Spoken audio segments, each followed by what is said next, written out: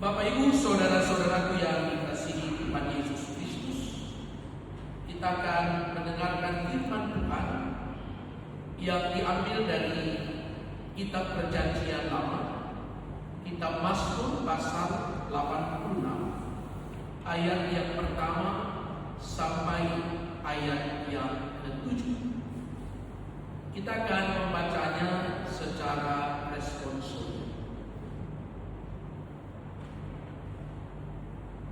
Doa damai.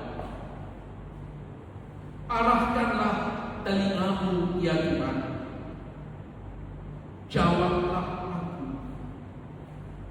sebab sengsara dan miskin aku.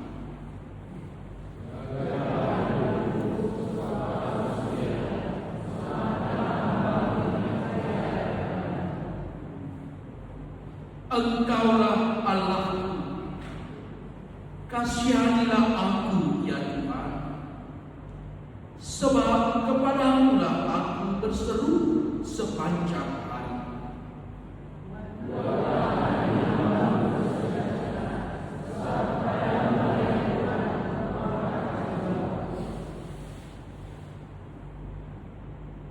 Sebab Engkau ya Tuhan baik dan suka mengampuni dan berlimpah kasih setia bagi semua orang yang berseru kepada.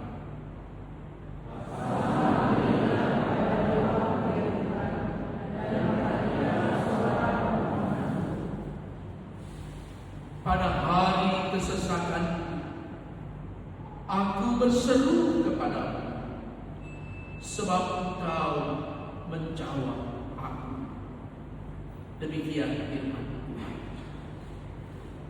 Bapak Ibu, saudara-saudaraku yang dikasihi Tuhan Yesus Kristus,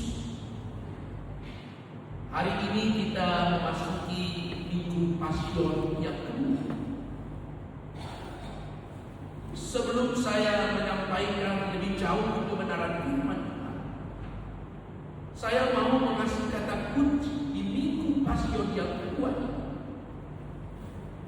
yaitu bagaimana kita lebih peduli akan orang lain, seperti Allah yang begitu peduli dengan kita.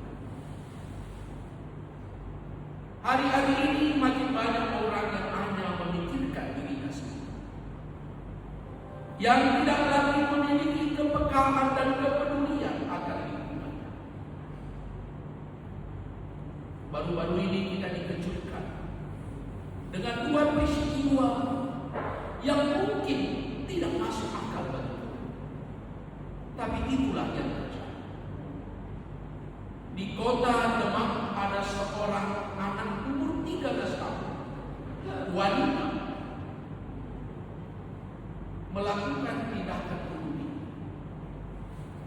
Itu terjadi karena begitu beratnya tekanan pembulian yang dihadapinya, dan dia tidak memiliki kesehatan mental yang kuat menghadapi tekanan. Mungkin bagi orang lain masalah itu sepele, tapi bagi dia masalah itu begitu berat sekali. Lalu yang kedua, di NTT ada seorang anak umur 10 tahun juga melakukan tindakan bunuh diri. Oleh karena keadaan ekonomi mungkin sepele, karena dia tidak bisa membeli alat tulis di sekolah. Bayangkan, pada saat ini ada banyak orang-orang yang sedang tertekan, ada banyak orang-orang yang sedang menderita, dan Minggu Pasion ini mengajak kita untuk mau lebih peduli dengan sekitar. Perhatikan jemaat kita, perhatikan orang-orang di sekitar kita. Kalau mulai ada tanda-tanda dia sering mengasingkan diri, jangan-jangan dia sedang mengalami ketertekanan. Kalau ada teman kita yang tidak mau lagi tersenyum, jangan-jangan dia sedang meminta. Coba senggol teman kanan kiri, bilang senyum dong, bilang sama teman. Coba. Masih bisa dia senyum? Maka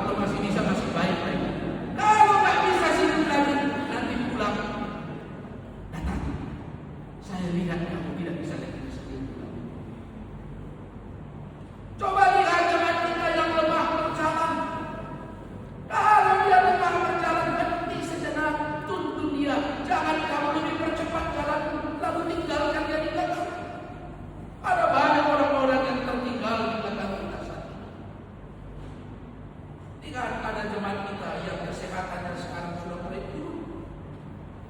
Bagaimana kita memiliki rasa peduli dengan orang-orang di sana? Hari ini kita belajar dari seorang yang bernama Daud. Dari Mazmur 86 ayat 1 sampai 7. Di dalam Mazmur ini tidak dijelaskan posisi Daud. Apakah dia sudah menjadi raja atau belum menjadi raja pada saat itu. Tapi apapun persoalannya, raja atau tidak raja, semua manusia punya persoalan. Kaya atau miskin, semua punya persoalan manusia. Tua atau muda, laki-laki atau perempuan, punya jabatan tidak punya jabatan, semua punya persoalan di dalam kehidupan ini. Jangan mentang-mentang dia itu bukan pendeta, segala-galanya ada pada dia, tidak ada persoalan. Jangan-jangan saudara berpikir, pendeta, dia itu bukan sukses semua anak-anaknya. Jangan-jangan tidak ada persoalan. Mazmur 86 ini membuat kita harus menjadi lebih peka. Kalau misalnya Daud pada waktu itu belum menjadi raja, maka persoalan dia pada waktu itu yaitu dia bagaimana dikejar-kejar oleh Saul. Karena waktu itu Saul tidak menginginkan Daud menggantikan dia menjadi raja. Tapi kalau memang Mazmur ini dituliskan ketika Daud menjadi raja, maka persoalannya justru datang dari internal, dari anak-anaknya Absalom dan sebagainya yang mencoba untuk menggulingkan bayangan. Persoalan hidup ini ada datang dari eksternal, ada datang dari internal. Mana yang lebih berat tidak kita? Bisakah kita memilih dari luar atau dari dalam persoalan hidup? Tapi lebih berat datang dari dalam sebenarnya. Kalau dari luar mungkin kita punya energi yang besar, tapi kalau dalam itu energi kita mungkin agak terkuras, semakin terkuras dari permasalahan. Apa yang diungkapkan di dalam Mazmur 86 tadi? Bagaimana Daud sedang mengalami ketertekanan yang begitu berat sekali. Tapi Daud tidak mengambil tindakan dengan melakukan seperti anak yang ada di rumah, seperti anak yang ada di NTT tadi. Kenapa itu dilakukan oleh Daud? Karena Daud memiliki relasi yang begitu kuat dengan Tuhan. Orang percaya kepada Tuhan bukan berarti lepas dari persoalan. Orang percaya kepada Tuhan bukan berarti tidak punya pergumulan. Tapi karena dia memiliki relasi yang kuat dengan Tuhan, maka itu yang membuat dia tegar, yang membuat dia kuat untuk menghadapi persoalan. Tahun ini gereja kita menekankan fokus pelayanan kepada relasi, agar kita semakin kuat menghadapi kehidupan. Hari-hari belakangan ini persoalan makin banyak, hidup bukan semakin baik, begitu banyak tantangan dan pergumulan. Tapi kita tetap bisa kuat menjalaninya karena memiliki relasi yang kuat dengan Tuhan. Ketika Daud menghadapi persoalan yang begitu berat, dia pergi datang kepada Tuhan. Dia datang menghampiri Allah. Dia membuka diri di hadapan Tuhan. Bapak Ibu di hadapan Tuhan jangan gengsi. Kalau engkau mau menangis, menangislah. Kalau engkau mau berteriak, berteriaklah. Kalau engkau kesal-kesallah kepada Tuhan. Karena Tuhan itu siap mendengarkan pergumulan-pergumulan. Dan itu yang disampaikan Daud di dalam Mazmur 86. Ketika saya membaca teks ini berulang-ulang, saya mencoba memahami kondisi Daud, bagaimana dia sedang tertekan. Tapi dia datang kepada Tuhan. Dan dia berseru kepada Tuhan. Dia katakan, sandarkanlah telingamu ya Tuhan, jawablah aku, sebab sengsara dan miskin. Kata-kata ini menjadi kata-kata yang sangat dalam sekali. Daud memposisikan dirinya adalah orang yang lemah dan sesungguhnya kita ini adalah orang-orang yang lemah, yang tidak mampu kita kalau hanya mengandalkan kekuatan kita menghadapi persoalan-persoalan. Karena itu Daud katakan, sandaikanlah. Kata sandaikanlah ini menunjukkan bagaimana Daud pada posisi rendah. Dia tidak bisa lagi berteriak, dia tidak bisa lagi berbuat apapun. Karena itu dia biarkanlah Tuhan yang mau mendengarkan keluhan-keluhan. Karena kalau kita mau berteriak tidak bisa, suara kita sudah habis. Kadang-kadang kita mau berkata-kata pun tidak mampu lagi karena mulut kita sudah tertutup oleh karena begitu beratnya pergumulan yang terjadi di dalam kehidupan kita. Tapi apa yang dia lakukan? Dia merendahkan dirinya di hadapan Allah. Hanya orang-orang yang merendahkan diri di hadapan Allah lah yang akan dipuaskan. Hanya orang-orang yang merasa tidak apa-apa di hadapan Tuhan, maka mereka lah yang akan dikenyangkan oleh Allah. Demikianlah khotbah Yesus di atas bumi ketika Yesus berkhotbah pada Matius pasal 5 tentang kebahagiaan. Kita berbahagia bukan karena memiliki segala-galanya, tapi kita bahagia karena Allah selalu ada. Bapak Ibu saudara-saudara yang dikasihi Tuhan Yesus Kristus, hubungan yang begitu kuat antara Daud dengan Allah yang membuat dia yakin bahwa Allah yang dia kenal, Allah yang dia sembah adalah Allah yang begitu memenuhi kepadanya. Karena itu dia berteriak, karena itu dia berseru, ya Tuhan jawablah, ya Tuhan kasihanilah. Minggu Pasion kedua ini yang disebut dengan Minggu Invokasi, bahwa kita jangan lagi ragu-ragu, berseru memohon. Di saat-saat kita mengalami begitu banyak pergumulan, mungkin kita berharap kepada manusia, tapi manusia tidak dapat menolong. Tapi berharaplah kepada Tuhan, karena Dia akan menjawab doa. Ada sikap optimis pada diri bahwa Allah yang dia sembah, Allah yang dia percayai adalah Allah yang dapat diandalkan. Seberat apapun pergumulan yang dihadapi, maka Allah yang dia kenali adalah Allah yang dapat menolong dia di dalam kehidupan. Kadang-kadang kita menjadi pesimis karena melihat persoalan kita yang besar. Tapi kenapa kita tidak bangkitkan optimisme kita melihat Allah yang lebih besar? Allah yang begitu besar, itulah yang menolong di dalam masalah-masalah yang ada.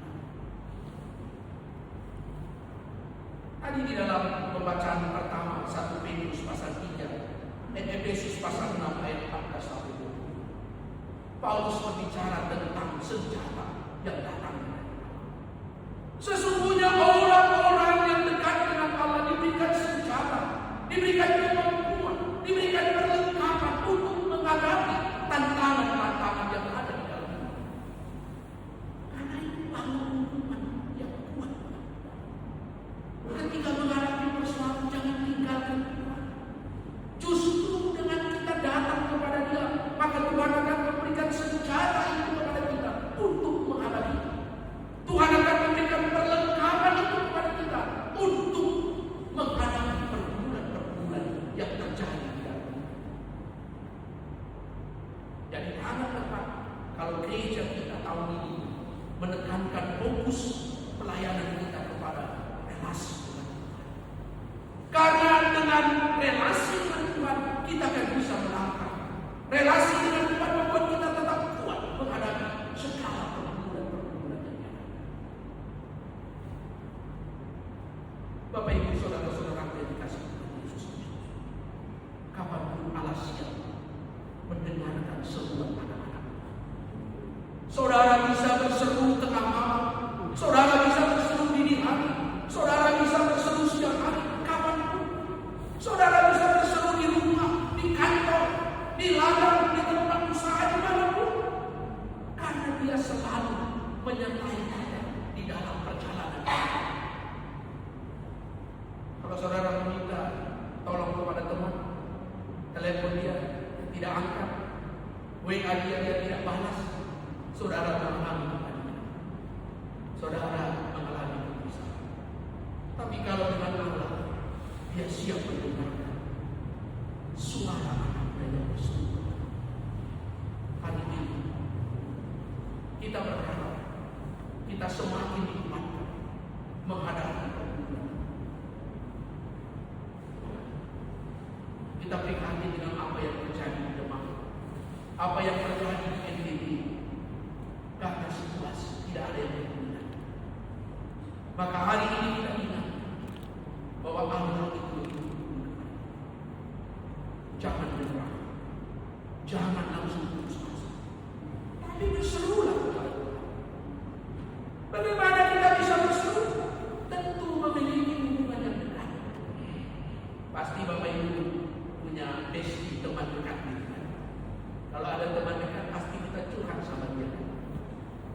Kenapa Anda mau curhat? Karena Anda percaya kepada dia. Minimal teman itu akan mendengarkan Anda. Yang kedua, pasti dia paham. Yang ketiga, kalau bisa dia menolong Anda. Dan keempat, mungkin dia menunjukkan jalan keluar. Pasti kita. Tapi kalau Bapak Ibu tidak bestie dengan dia, tidak percaya, maukah curhat kepada dia? Kalau kita tidak percaya kepada dia, maukah kita menyampaikan keluhan-keluhan kita? Ya, tidak. Begitulah kedekatan Daud dengan Tuhan. Dia begitu dekat sekali sehingga dia menyampaikan pergumulannya kepada Tuhan. Segala pergumulan yang dia lakukan, dia sampaikan kepada Tuhan. Tuhan selalu mendengarkan suara anak. Dia kenal suara. Yesus selalu menggambarkan dirinya seperti seorang pembalap yang tahu suara domba-domba. Suara domba-domba.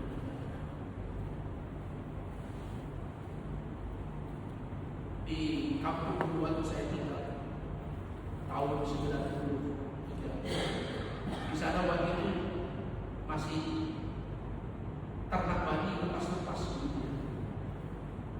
Tapi menarik. Babi itu bisa pulang ke kandang dan tahu suara Tuhan. Menarik sekali. Jadi kalau orang Kado memanggil babinya dengan apa spesifik Kado. Kalau orang si Maluku dengan spesifik Maluku.